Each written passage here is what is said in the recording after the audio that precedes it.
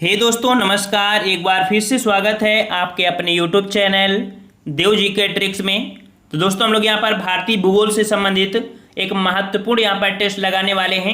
एक पार्ट हमने यहाँ पर कंप्लीट करवा दिया था, उसके आगे हम लोग यहाँ पर टेस्ट लगाएंगे।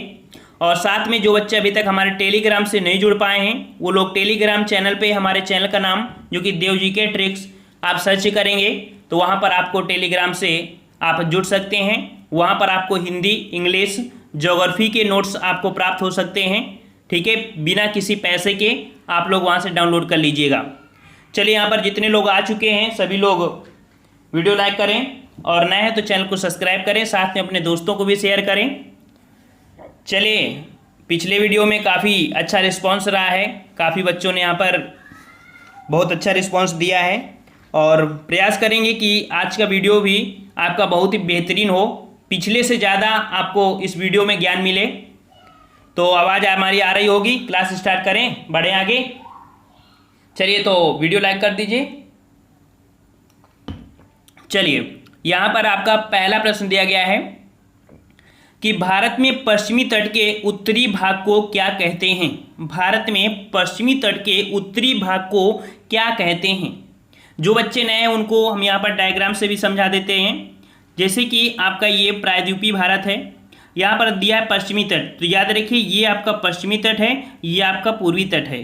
तो ये जो पश्चिमी तट का पूछा है ना, इसका उत्तरी भाग, ये वाला भाग पूछ रहा है कि इस भाग को क्या कहते हैं। ठीक है, पश्चिमी भाग के उत्तरी भाग को क्या कहते हैं। तो आपका जवाब हो जाएगा ऑप्शन राइट, यहाँ पर ए नंबर आपका हो जाएगा कोंकण तट। क्या बोलते हैं, आपके कोंकण तट कहते हैं, जो कि कह सकते हैं ये आपके दमन से गोवा तक आपका ये जाता है। और ये वाला जो तट होता है, ये तट, इसे हम लोग क्या बोलते हैं, इसे मालाबार तट बोलते हैं। ठीक है, मालाबार तट बोलते हैं, जो कि मंगलुरु से कन्याकुमारी तक जाता है। ठीक है, और ये जो तट होता है यहाँ पर, इसे बोलते हैं कोरोमंडल तट। ठीक है, इसे बोलते हैं कोरोमंडल तट।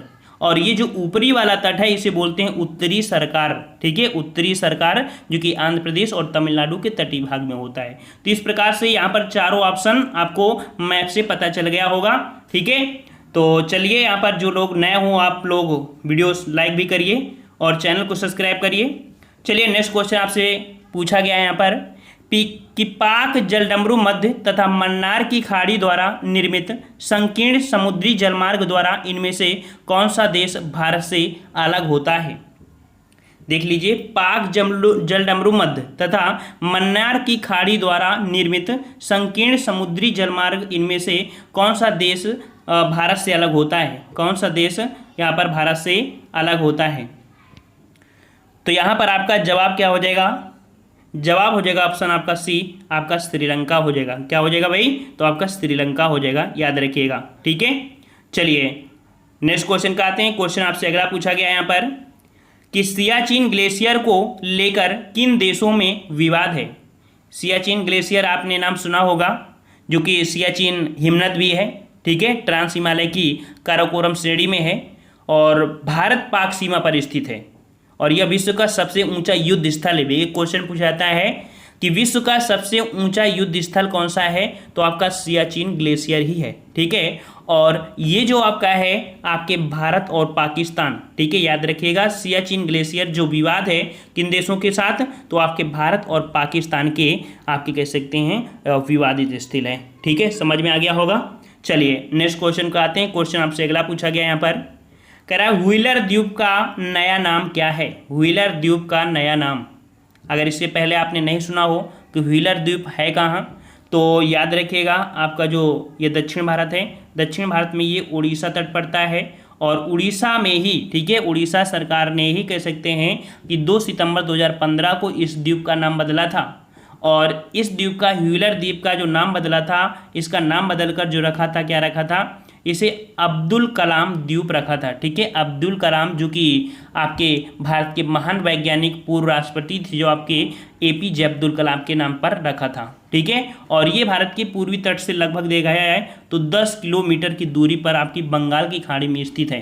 ठीक है, यहाँ पर एक प्रक्षेपास्त्र कार्यक्रम का जो केंद्र भी इसमें आपका है। ठीक है, तो इस प्रकार से इस प्रश्न का आपका जवाब मिला।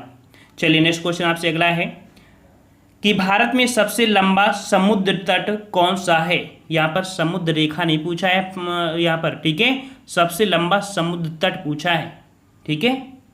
साथियों आपने सुना होगा सबसे लंबा जो राज्य है समुद्र सीमा को स्पर्श करता है वो गुजरात है, ठीक है, लेकिन यहाँ पर समुद्र तट पूछा है। बहुत बड़ा अंतर है यहाँ पर और काफ़ी अच्छे लेवल में ये प्रश्न पूछा जाता है। तो यहाँ पर आपका जवाब क्या हो जाएगा, जवाब हो जाएगा ऑप्शन आपका यहाँ पर डी नंबर, मरीना तट, ठीक है। अब यहाँ पर देख सकते हैं मरीना तट होता क्या है, हो सकता है आपने पहली बार सुना है, अगर नहीं सुना है तो आप यहाँ पर आज सुन लीजिए कि क्या होता है यहाँ पर मरीना तट, ठीक है। तमिलनाडु की राजधानी क्या है, चेन्नई, ठीक है।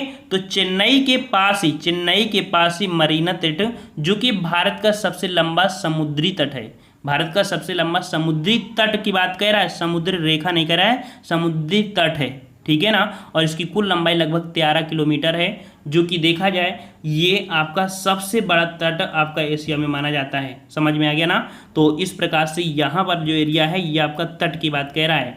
अगर यहाँ पर पूछ लेता है भारत का ऐसा कौन सा राज्य जो सर्वाधिक जल से स्पर्श करता है या समुद्र से मिलता है, तब आपका गुजरात होता है, लेकिन यहाँ अगर तट की बात करें तो मरीना तट होता है। याद रखिए आपके कहाँ पर है, तो चेन्नई में आपका स्थित है, तमिलनाडु की, ठीक है। समझ में आ गया होगा, ये क्लियर हुआ है क्वेश्चन। चलिए नेक्स्ट क्वेश्चन दिया है कि भारत में एकमात्र सक्रिय ज्वालामुखी बैरन द्वीप कहाँ स्थित है। एक सक्रिय ज्वालामुखी आपके यहाँ पर है बैरन, और बैरन द्वीप जो स्थित है आपके कहाँ पर स्थित है, सबका जवाब आना चाहिए। और याद रखिए भारत में एक नहीं दो आपके कह सकते हैं ज्वालामुखी हैं। एक है जो कि बैरन द्वीप पर भारत का ही नहीं बल्कि दक्षिण एशिया का एकमात्र सक्रिय ज्वालामुखी है, ठीक है। कहाँ पर है आपके, तो अंडमान द्वीप में है, ठीक है, अंडमान द्वीप में ही आपका स्थित है बैरन द्वीप। वहीं पर आपका बैरल जो आप कह सकते हैं ज्वालामुखी है, ये भारत का ही नहीं दक्षिण एशिया का एकमात्र सक्रिय ज्वालामुखी आपका है, ठीक है। समझ में आ गया ना। और दूसरा आपका है जो कि प्रसुप्त ज्वालामुखी है नारकोडम, ठीक है, समझ में आ गया होगा। चलिए नेक्स्ट क्वेश्चन की ओर बढ़ते हैं। क्वेश्चन आपसे अगला पूछा गया है कि खैबर दर्रा कहाँ स्थित है, खैबर दर्रा कहाँ पर स्थित है। आपने हिस्ट्री की क्लास अगर आपने पढ़ा हो, जो कि हमने आपको महमूद गजनवी, मोहम्मद गोरी, जो कि आपको बोर्ड के माध्यम से पढ़ाया था, ठीक है, हिस्ट्री को हमने यहाँ पर कंप्लीट किया है, जो कि बोर्ड के माध्यम से आप प्लेलिस्ट के माध्यम से देख सकते हैं। तो यहाँ पर खैबर दर्रा हमने आपको बताया था कि खैबर दर्रा ये उत्तर पश्चिम जो पाकिस्तान है और अफगानिस्तान की सीमा पर आपका स्थित है, ठीक है ना। तो यहाँ पर आपका जो जवाब हो जाएगा 7 का वो आपका हो जाएगा डी, आपके पाकिस्तान, ठीक है। कहाँ पर स्थित है, पाकिस्तान। यहीं से जो महमूद गजनवी, मोहम्मद गोरी या अदर लोग व्यापारी जो आते थे आपके खैबर दर्रे को ही, यहाँ पर कई दर्रे थे, एक आपका दर्रा था खैबर दर्रे से क्रॉस करके आते थे। समझ में आ गया होगा। चलिए नेक्स्ट क्वेश्चन का आते हैं यहाँ पर। चलिए साथियों इसका जवाब देना है कि निम्नलिखित दर्रों में से कौन सा सतलुज नदी घाटी में स्थित है। सतलुज नदी घाटी में स्थित आपका दर्रा है, कौन सा दर्रा, सतलुज नदी घाटी में। चलिए यहाँ पर जवाब देना है 8 का, और आपका जवाब यहाँ पर सही क्या हो जाएगा, तो सतलुज नदी घाटी में जो स्थित दर्रा है वो आपका है सिपकीला दर्रा। कौन सा दर्रा है, सिपकीला दर्रा है, ठीक है। और ये कह सकते हैं हिमाचल प्रदेश में एक जिला पड़ता है किन्नौर जिला, ठीक है, किन्नौर जिला है, इसी के पास आपका है, ठीक है। तो इस प्रकार से जवाब आपका हो जाएगा यहाँ पर सी नंबर आपका हो जाएगा, ओके। और यहाँ पर एक नाथुला दर्रा किससे संबंधित क्वेश्चन बन सकता है कि नाथुला दर्रा जो कि भारत का दूसरा सबसे बड़ा व्यापारिक दर्रा है, ठीक है। नाथुला दर्रा ये भारत का दूसरा सबसे बड़ा व्यापारिक दर्रा है और ये नाथुला आपके सिक्किम में पड़ता है, ठीक है। चलिए नेक्स्ट क्वेश्चन पर आते हैं। क्वेश्चन आपसे अगला पूछा गया है यहाँ पर कि कैलाश मानसरोवर की यात्रा पर जाने वाले तीर्थ यात्रियों को तिब्बत में प्रवेश करने के लिए किस दर्रे को पार करना पड़ता है। तो यहाँ पर देख सकते हैं तिब्बत में पार करने के लिए यहाँ पर जो दर्रा है वो कौन सा दर्रा, तो आपका कह सकते हैं जो हिमालय पर्वत है, ठीक है, हिमालय पर्वत है। और हिमालय पर्वत में यहाँ पर कह सकते हैं उत्तराखंड पड़ता है, ठीक है, उत्तराखंड। और उत्तराखंड में ही कह सकते हैं यहाँ से जाने के लिए आपको रास्ता भी मिल जाता है, ठीक है। तो यहाँ पर कह सकते हैं 9 का जवाब आपका हो जाएगा यहाँ पर डी नंबर, नाथुला दर्रा, ठीक है। ये नाथुला दर्रा है, ये 9 का ऑप्शन आपका डी हो जाएगा। ये आपका सिक्किम में पड़ता है, ये यहाँ से भी जा सकते हैं, और कह सकते हैं कि उत्तराखंड में आपके 3 दर्रे हैं, नीति माना, है ना, वहाँ से भी आप जा सकते हैं। ठीक है, तो यहाँ से भी और यहाँ से भी जा सकते हैं। और कभी कभी ये क्वेश्चन पूछ लेता है उत्तराखंड में जो जाने वाले होते हैं दार्शनिक और यात्रा करने के लिए वहाँ पर जाते हैं, तो नाथुला दर्रा, माना दर्रा, नीति दर्रा से होकर प्रवेश करते हैं। यहाँ पर कैलाश मानसरोवर जो कि आपको बोल दिया है तिब्बत में, है ना, तो तिब्बत जाने के लिए नाथुला दर्रा से ही ये लोग प्रवेश करते हैं। समझ में आ गया होगा। ठीक है, चलिए नेक्स्ट क्वेश्चन को आते हैं। क्वेश्चन आपसे अगला पूछा गया यहाँ पर, कह रहा आपसे यहाँ पर कि डंकन पैसेज निम्नलिखित में से किसके मध्य स्थित है। डंकन पैसेज, ठीक है, ये जो आपका स्थित है किसके मध्य स्थित है। जवाब सही क्या हो जाएगा आपका, तो यहाँ पर आपका डंकन पैसेज जो स्थित है वो आपके दक्षिणी व लिटिल अंडमान, याद रखिएगा, जो आपका भारत का दक्षिणतम अर्थात कह सकते हैं या अंडमान निकोबार है, तो ये काफ़ी लंबाई तक आपका बटा हुआ है, और इसमें उत्तरी अंडमान, दक्षिण अंडमान, लिटिल अंडमान, लघु अंडमान, ठीक है, ग्रेट निकोबार आदि हैं। तो यहाँ पर कह सकते हैं जो आपका दक्षिणी अंडमान है, ठीक है, दक्षिणी अंडमान और लिटिल अंडमान के बीच जो आपका पड़ता है वो आपका होता है डंकन पैसेज। ठीक है, और इनके बीच की दूरी थोड़ी नहीं होती है, कम से कम 50 किलोमीटर 100 किलोमीटर की दूरी में बसे होते हैं। समझ में आ गया ना, ये द्वीप है एक प्रकार से, तो ऑप्शन आपका बी हो जाएगा। चलिए फ्रेंड्स नेक्स्ट क्वेश्चन का आते हैं। कह रहा आपसे कि बृहद हिमालय में स्थित एक ठंडा रेगिस्तान, बृहद हिमालय में स्थित एक जो ठंडा आपका रेगिस्तान है आपका कौन सा है यहाँ पर, और इसका जवाब क्या हो जाएगा, ये आपका ठंडा रेगिस्तान है, तो आपका ऑप्शन आपका हो जाएगा ये नंबर लद्दाख। ठीक है, लद्दाख है। देखो हम ये नहीं कहते कि सभी बच्चे यहाँ पर आना ही चाहिए, क्योंकि काफ़ी बच्चे नए होते हैं, कोई बच्चे बिल्कुल इंटर से यहाँ पर बिल्कुल से तैयारी में लग गए हुए हैं, है ना, तो किसी को नहीं भी आता है और किसी को आता भी है, तो इसलिए हम आपको यहाँ पर बताते चलते हैं और बारीकी से यहाँ पर बता रहे हैं। ठीक है, तो लद्दाख जो कि बृहद हिमालय में स्थित एक ठंडा रेगिस्तान है। ठीक है, और भारत में सबसे कम वर्षा जो होती है आपकी इसी लद्दाख में ही होती है। समझ में आ गया ना। ठीक, एक क्वेश्चन आपके लद्दाख से और बनता है, क्या बनता है कि भारत का सबसे बड़ा राष्ट्रीय उद्यान, भारत का सबसे बड़ा राष्ट्रीय उद्यान कौन सा है, तो हेमिस नेशनल पार्क। क्या नाम है, हेमिस नेशनल पार्क है। ये जो आपके लद्दाख में है ये भारत का सबसे बड़ा राष्ट्रीय पार्क है। ठीक है, नेशनल पार्क आपका है। समझ में आ गया होगा। तो यहाँ पर जितने लोग अभी वीडियो नहीं लाइक किए हैं भाई, वीडियो लाइक करिए, तभी मज़ा आता है पढ़ाने में। किसी प्रकार का चार्ज नहीं होता है, ना पीडीएफ का ना ही नोट्स का, किसी प्रकार का चार्ज नहीं होता है। तो आप लोग लाइक ईमानदारी से लाइक कर दिया करिए। ठीक है, किसी का नाम या बोलने से क्या मतलब है बार बार से, ऐसे आप पहले से लाइक कर देंगे तो हमको बोलने की ज़रूरत नहीं पड़ेगी। चलिए, माउंट एवरेस्ट का नाम किसके नाम पर रखा गया है, बहुत ही बेहतरीन क्वेश्चन है। तो माउंट एवरेस्ट का जो नाम रखा गया है किसके नाम पर रखा गया है। जवाब यहाँ पर आपका सही क्या हो जाएगा आपका, तो आपका यहाँ पर जवाब सही हो जाएगा 12 ऑप्शन सी नंबर, भारत के एक महासर्वेक्षक के नाम पर। याद रखिएगा, सी ऑप्शन आपको हो जाएगा सर जॉर्ज एवरेस्ट। क्या नाम था उनका, सर जॉर्ज एवरेस्ट के नाम पर यहाँ पर पर्वत का नाम माउंट एवरेस्ट रखा गया है। ठीक है, और ये जो एक थे एक ब्रिटिश भूगोल वक्ता थे, ठीक है, महासर्वेक्षक थे। ठीक है, और उन्हीं के नाम पर कब, तो आपके 1865 ईस्वी में इन्हीं के नाम पर माउंट एवरेस्ट का नामकरण किया गया था। ठीक है, चलिए फ्रेंड्स नेक्स्ट क्वेश्चन का आते हैं। क्वेश्चन आपसे पूछा है कि साल्टोरा पर्वत कहाँ स्थित है। साल्टोरा पर्वत कहाँ स्थित है, साल्टोरा पर्वत। और याद रखिएगा कि जो साल्टोरा पर्वत है वो काराकोरम पर्वतमाला के एक अंग के रूप में है। ठीक है, काराकोरम पर्वत। तो यहाँ पर देखो काराकोरम बार बार आ रहा है, तो आपको बता ही देते हैं कि काराकोरम पड़ता कहाँ पर है।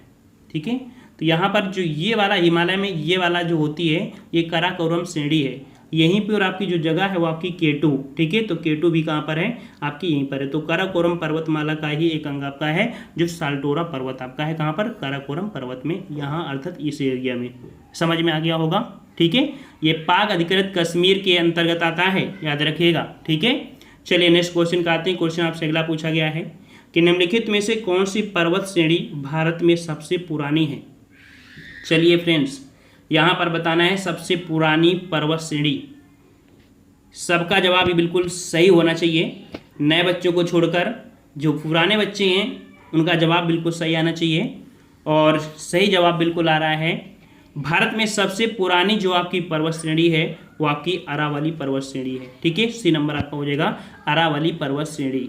ये जो आपका निर्माण कार्य होता है वो प्री कैम्ब्रियन काल से हुआ है। ठीक है, ये आपके है कहाँ, तो आपके राजस्थान में है। कहाँ पर है, आपके राजस्थान में है अरावली। ठीक है, और ये है कहाँ पर अरावली, तो आपकी एक जगह आपने सुना होगा माउंट आबू। ठीक है, माउंट आबू, और माउंट आबू में ही एक अरावली का सर्वोच्च शिखर पड़ता है जिसे बोलते हैं गुरु शिखर। ठीक है, गुरु शिखर है। ये गुजरात से लेकर, ये जो आपकी अरावली है ये गुजरात में अहमदाबाद के पास से लेकर यह आपकी दिल्ली तक लगभग 800 किलोमीटर की लंबाई में बसी हुई है। ठीक है, और ये दिल्ली के पास, यहाँ से क्वेश्चन बनता है कि दिल्ली के पास एक पहाड़ी है जिसे बोलते हैं रायसीना पहाड़ी। ठीक है, क्या बोलते हैं, रायसीना पहाड़ी। ठीक है, जिस पर राष्ट्रपति भवन स्थित है। इतने क्वेश्चन आपको यहां से मिल सकते थे। समझ में आ रहा होगा, बिल्कुल से आना चाहिए, बिल्कुल। ठीक है, अगला है नागा, खासी और गारो पहाड़ियां स्थित हैं।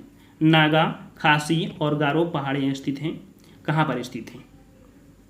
चलिए साथियों, यहां पर जवाब आपका सही क्या हो जाएगा, तो साथियों यहां पर जवाब नागा, खासी और गारो का पहाड़ियां जो स्थित हैं ये आपके हैं पूर्वांचल पर्वतमाला में। ठीक है, पूर्वांचल पर्वतमाला में। अब पूर्वांचल पर्वतमाला किसे कहते हैं, तो वही आपका जो भारत है ना, तो भारत में ये जो 7 सिस्टर वाला एरिया है। ठीक है, हमने बताया था पूर्वोत्तर में 7 राज्यों को 7 सिस्टर के नाम से जानते हैं। ठीक है, तो यहीं पर आपका कह सकते हैं कि हिमालय पर्वत की श्रेणी है, और यहीं पर आपका जो गारो, खासी, जयंतियाँ, ये पहाड़ियाँ आपकी यहीं पर आपकी पड़ती हैं। ठीक है, हिमालय जो कह सकते हैं कि मासिनराम मेघालय है, तो मेघालय में आपकी पड़ती हैं। ठीक है, तो जवाब क्या हो जाएगा आपका, ए नंबर आपका हो जाएगा। नेक्स्ट क्वेश्चन आपसे पूछा गया है यहाँ पर कि कौन सी पर्वत श्रेणी भारत में स्थित है। कौन सी पर्वत श्रेणी भारत में स्थित है। चलिए, भारत में स्थित है पूछा गया है अराकायोमा, सुलेमान, साल्ट रेंज या पीर पंचाल। सही जवाब क्या हो जाएगा 16 का, तो 16 का ऑप्शन राइट आपका यहाँ पर याद रखिएगा, बिल्कुल सही जवाब है। यहाँ पर जवाब आपका डी हो जाएगा पीर पंजाल। ठीक है, जो पीर पंजाल है ये हिमालय पर्वत श्रेणी का ही क्या है, आपका भाग है। ठीक है, जो कि भारत की हिमाचल प्रदेश, जम्मू कश्मीर और पाक अधिकृत कश्मीर के रूप में आपको है। ठीक है, और ये जो आपका है निम्न हिमालय श्रेणी अर्थात सर्वोच्च श्रेणी के रूप में जाना भी जाता है। समझ में आ गया। अच्छा, ये जो अराकानयोमा है, अराकानयोमा, ये श्रेणी जो पड़ती है म्यांमार में पड़ती है। कहाँ पड़ती है, म्यांमार में पड़ती है। ठीक है, और जो साल्ट रेंज है, साल्ट रेंज ये जो पड़ती है वो पाकिस्तान में पड़ती है। सुलेमान श्रेणी ये पाकिस्तान और अफगानिस्तान की बॉर्डर में, अर्थात कह सकते हैं अफगानिस्तान और पाकिस्तान में स्थित है सुलेमान। तो ये चारों ही आपको बहुत ही जरूरी पॉइंट थे। ठीक है, चलिए नेक्स्ट क्वेश्चन का आते हैं। क्वेश्चन है कि मैकाल पर्वतमाला किस राज्य में स्थित है। मैकाल पर्वतमाला किस राज्य में स्थित है। 17 नंबर, मैकाल पर्वतमाला किस राज्य में है। तो यहाँ पर आपका जवाब हो जाएगा ऑप्शन राइट। यहाँ पर हाँ देखिए, यहाँ पर जवाब आपका डी हो जाएगा छत्तीसगढ़। ठीक है, मैकाल पर्वतमाला छत्तीसगढ़ राज्य में स्थित है, और इस पर्वतमाला की जो सर्वोच्च श्रेणी है वो अमरकंटक है। ठीक है, अमरकंटक है, याद रखिएगा अमरकंटक। ठीक है, और यहाँ पर नेक्स्ट क्वेश्चन को आते हैं। क्वेश्चन आपसे अगला पूछा गया है, कह रहा आपसे कि नल्ला मल्ला की पहाड़ियाँ किस राज्य में स्थित हैं। नल्ला मल्ला की पहाड़ियाँ किस राज्य में स्थित हैं। नल्ला मल्ला पहाड़ियाँ, तो याद रखिएगा कि नल्ला मल्ला पहाड़ियाँ ये पूर्वी घाट में, कहाँ पर, देखिए ये आपका दक्षिण भारत हो गया, ये आपका पूर्वी घाट है, और पूर्वी घाट में कहाँ पर, तो आपके आंध्र प्रदेश में। ठीक है, आंध्र प्रदेश में आपकी नल्ला मल्ला की पहाड़ियाँ आपकी स्थित हैं आंध्र प्रदेश में। ठीक है, तो इस प्रकार से ये आपका जवाब सही हो जाएगा। ठीक है, नल्ला मल्ला पहाड़ी कह सकते हैं एक भौरानी कोड़ा है जो सबसे ऊंचा शिखर है यहाँ पर। चलिए नेक्स्ट क्वेश्चन दिया गया है कि आंध्र प्रदेश और तमिलनाडु के तटीय भूभाग को क्या कहते हैं। आंध्र प्रदेश और तमिलनाडु के तटीय भूभाग को क्या कहते हैं। तो यहाँ पर आपका आंध्र प्रदेश और तमिलनाडु, जो कि अभी हमने आपको बताया था कि ये जो आपका होता है आंध्र प्रदेश और तमिलनाडु में जो आपका है कोरोमंडल। ठीक है, कोरोमंडल, जो कि अभी हम बताया था कि यहाँ वाला जो एरिया होता है आंध्र प्रदेश तमिलनाडु वाला, ये कोरोमंडल होता है। इसे ही बोलते हैं कि पूर्वी तट के नाम से भी जिसे जानते हैं। समझ में आ गया होगा। चलिए नेक्स्ट क्वेश्चन पूछा गया यहाँ पर कि विश्व में दूसरा सबसे ऊंचा पर्वत शिखर निम्न से कौन सा है। विश्व में दूसरा सबसे ऊंचा पर्वत शिखर, चलिए यहाँ पर दूसरा आपसे लगा दिया गया है, और दूसरा यहाँ पर आपका कौन सा हो जाएगा, तो यहाँ पर विश्व का सबसे जो दूसरा ऊंचा पर्वत है वो K2 अर्थात काराकोरम पर्वत है। ठीक है, वैसे तो आपको पता है कि हिमालय पर्वत है ही, उसके बाद यहाँ पर देखा जाए तो आपका K2 भी आता है, और ये देखा जाए तो ये विश्व का दूसरा है। फिर आपका जो कंचनजंगा है तीसरे नंबर पे कंचनजंगा आ जाती है, तो यहाँ पर आपका सी हो जाएगा। ठीक है, चलिए नेक्स्ट क्वेश्चन दिया गया है यहाँ पर कि माजुली विश्व का सबसे बड़ा नदी द्वीप किस राज्य में स्थित है। तो माजुली द्वीप पूछा है और ये विश्व का सबसे बड़ा नदी द्वीप है। इसका मतलब नदी द्वीप क्या होता है, जैसे कोई नदी आ रही है और बीच में अगर कोई एरिया भूभाग है उसमें पानी नहीं गया है, ये ज़मीन आपकी खाली पड़ी है, तो ये देखो नदी के बीच में द्वीप हो गया है ना, अर्थात यहाँ पर पानी नहीं गया है, चारों तरफ से पानी भर गया है लेकिन इसमें नहीं गया है, तो ये द्वीप हो गया। तो ये आपकी कह सकते हैं कि ये ब्रह्मपुत्र नदी पर है, असम राज्य में है, और ये विश्व का सबसे बड़ा नदी द्वीप का नाम क्या है, आपका माजुली द्वीप है। कहाँ पर है, तो आपके असम राज्य में है। ऑप्शन आपका क्या हो जाएगा, आपका यहाँ पर भी सही हो जाएगा। ठीक है, चलिए नेक्स्ट क्वेश्चन आपसे पूछा गया है कि सरक्रीक कहाँ स्थित है। सरक्रीक, सरक्रीक कहाँ स्थित है आपका, तो सरक्रीक जो कि हमने आपको कई बार बताया, अपने बोर्ड के माध्यम से हमने ज्योग्राफी काफ़ी हद तक ख़त्म किया है। तो यहाँ पर 22 का जो जवाब हो जाएगा वो आपका हो जाएगा आपका ए नंबर, गुजरात के साथ लगने वाली भारत पाक सीमा पर। यहाँ पर देखिए जो आपका यहाँ पर भारत है और ये कह सकते हैं कि ये पाकिस्तान है, तो पाकिस्तान और यहाँ पर गुजरात के बीच में एक जगह खाली पड़ी है, दलदली एरिया है जिसे सरक्रीक कहते हैं। ठीक है, और सरक्रीक है तो यहाँ पर कह सकते हैं दलदल है, लेकिन विवाद है क्योंकि यहाँ पर जो खनिज तत्व है या कह सकते हैं जो आपका तेल वगैरह है तो यहाँ पर है, तो इसलिए अधिकार कहता है कि पाकिस्तान हमारा है और भारत कहता है हमारा है, जिस पर आधिकारिक रूप से देखा जाए तो भारत इसमें से अधिकार किए हुए है। ठीक है, और यहीं पर कह सकते हैं जो फ्री बंदरगाह है, ठीक है, किसी प्रकार का टैक्स नहीं लगता है, इसी जगह आपको देखने को मिलेगा। तो ऑप्शन आपका ए सही हो जाएगा। चलिए नेक्स्ट क्वेश्चन दिया गया है कि अराकान योमा हिमालय का पूर्वी विस्तार है जो कि स्थित है। अभी हमने बताया था अराकान योमा, ये आपके जो पड़ता है कहाँ पड़ता है, तो देखो अभी हमने चारों पहाड़ियों को बताया था ना, और ये आपके पड़ता है कहाँ पर, तो आपके म्यांमार में पड़ता है। ठीक है, अराकान योमा जो पड़ता है आपके कहाँ पर, तो आपके म्यांमार में पड़ता है, म्यांमार में। समझ में आ गया। नेक्स्ट क्वेश्चन दिया गया है यहाँ पर आपका कि निम्न हिमालय और के बीच में स्थित लंबवत घाटी को दून के नाम से जाना जाता है। अर्थात जो आपका निम्न हिमालय है और कौन सा हिमालय, तो शिवालिक हिमालय। देखो हिमालय के भी आपके कह सकते हैं, देखो ये ट्रांस हिमालय हो गया, फिर बृहद हिमालय हो जाता है, फिर आपका लघु हिमालय हो गया, फिर इसके बाद आपको कह सकते हैं शिवालिक हो जाती है। तो यहाँ पर कह रहा है निम्न हिमालय और शिवालिक। ठीक है, निम्न हिमालय, ये निम्न हिमालय आपका हो गया, ये शिवालिक हो गया, इनके बीच में आपकी दून नाम की घाटियाँ होती हैं। तो इन दून की घाटियाँ जो आपकी हैं कह सकते हैं आपकी कहाँ पर, तो आपकी शिवालिक और निम्न। दून मतलब आप समझते हैं, देहरादून है ना, नाम सुने ना, देहरादून, हरिद्वार, ये आपकी इन्हीं के बीच में आपकी पाई जाती हैं। तो जवाब यहाँ पर 24 का क्या हो जाएगा आपका, तो ऑप्शन आपका सी हो जाएगा। तो निम्न हिमालय और शिवालिक के बीच में ही आपकी दून पाई जाती हैं। समझ में आ रहा होगा सभी को। चलिए नेक्स्ट क्वेश्चन है कि अरब सागर के द्वीपों में से किस भाग को मिनिकॉय द्वीप के रूप में जाना जाता है। यहाँ पर अरब सागर की बात किया है, तो भाई अरब सागर आपका कहाँ पड़ता है, देखिए ये आपका है क्या, अरब सागर है। ठीक है, अरब सागर है, यहाँ पर बंगाल की खाड़ी है और नीचे हिंद महासागर है। ठीक है, और ये तमिलनाडु एक ऐसा राज्य है जो 3 समुद्र अर्थात बंगाल की खाड़ी, हिंद महासागर और अरब सागर को मिलता है। तो अरब सागर में ही, ठीक है, अरब सागर में ही कह सकते हैं कि आपका यहाँ पर आपका द्वीप स्थित है जो कि लक्षद्वीप है। ठीक है, लक्षद्वीप, तो लक्षद्वीप में ही आपका पड़ता है क्या, आपका मिनिकॉय। तो यहाँ पर कह सकते हैं कि जो मिनिकॉय द्वीप है तो वो आपका पाया जाता है कहाँ पर, दक्षिणी भाग में पाया जाता है। आपके लक्षद्वीप का जो दक्षिणी पॉइंट है वहाँ पर आपको मिलता है मिनिकॉय। ठीक है, तो ऑप्शन आपका सी हो जाएगा। तो यहाँ पर आज हम लोग कह सकते हैं प्रश्न आपके कम थे लेकिन नॉलेज हमने आपको ज़्यादा दिया है, और हमारा मानना है कि ज़्यादा प्रश्न ना हो लेकिन नॉलेज आपका भरपूर हो, ताकि अगर नए भी बच्चे जुड़ रहे हैं तो उसकी संपूर्ण जानकारी प्राप्त कर सकें। हो सकता है पुराने बच्चे भी हों फिर वो कंफ्यूज हुए थे कि कहाँ कैसे क्या होगा, लेकिन आज की वीडियो देखने के बाद आपको पता चल गया है कि अगर इसी प्रकार से ज्योग्राफी पढ़ी जाए तो आपकी ज्योग्राफी बिल्कुल से कंप्लीट हो सकती है और किसी भी लेवल तक आप पेपर दे सकते हैं। ठीक है, तो इसी बात पर आप सभी लोग वीडियो को एक बार लाइक करिए और दोस्तों को भी शेयर करिए ज़्यादा से ज़्यादा। ठीक है, और हमने सुबह 7 बजे यहाँ पर जीके का वीडियो आता है जो कि डेली आता है। तो सुबह 7 बजे डेली जीके का टेस्ट भी लगाते रहिए। ये डेली जीके का टेस्ट लगाएंगे तो आप बेहतरीन तैयारी जीके की आपकी हो जाएगी। ठीक है, साथ में 8:30 बजे रात आपको हिंदी का लाइव टेस्ट तो दिया ही जाता है, तो रात 8:30 बजे हिंदी का लाइव टेस्ट भी लगा सकते हैं। तो आज की वीडियो में इतना ही, मिलते हैं नए वीडियो में, तब तक के लिए धन्यवाद। जय हिंद, जय भारत।